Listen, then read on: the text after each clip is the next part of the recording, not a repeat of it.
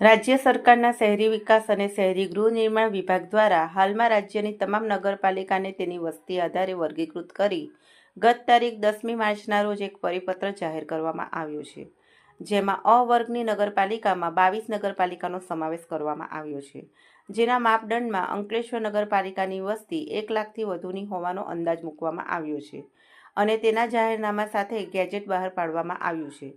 અંકલેશ્વર નગરપાલિકા બ વર્ગમાંથી હવે અ વર્ગમાં અપગ્રેડ કરવામાં આવતા પાલિકા વિસ્તારમાં વિકાસના કામો માટે યુડીપી યોજના અંતર્ગત મળતી ગ્રાન્ટમાં 20થી 40% સુધીનો વધારો મળશે, જેને લઈ શહેરના વિવિધ વિકાસના કામોને વેગ મળશે.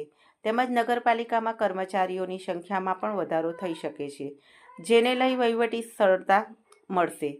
આ વર્ગમાં સમાવેશ થતાં ગ્રાન્ટમાં વધારો તેમજ સરકારની નવીનતમ યોજનાઓનો લાભ મળી રહેશે.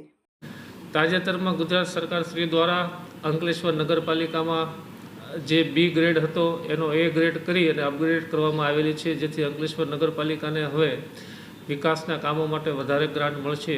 એટલે હવે અંકલેશ્વર નગરપાલિકા ઝડપથી અને સારા ગુણવત્તાવાળા વિકાસના કામો કરે અને નાગરિકોની મૂળભૂત જરૂરિયાત પૂરી પાડવા પ્રયત્ન કરશે. આ ઉપરાંત આ વર્ગમાં થતા મહેકમ માળખામાં પણ ફેરફાર થશે, તેથી કર્મચારીઓની સંખ્યામાં પણ વધારો થવાની શક્યતા છે. હું રાહુલ વામજા અંકલેશ્વર શહેરનો રહેવાસી છું.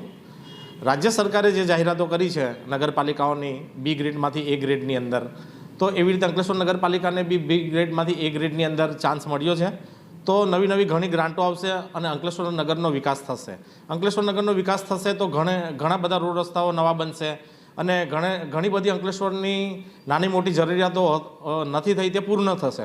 તો એના માટે અંકલેશ્વર નગરપાલિકાને અને જનતાને ખૂબ લાભ થશે. તો એના માટે ગુજરાત સરકારનો ખૂબ આભાર છે. જય હિન્દ, ગરવી ગુજરાત.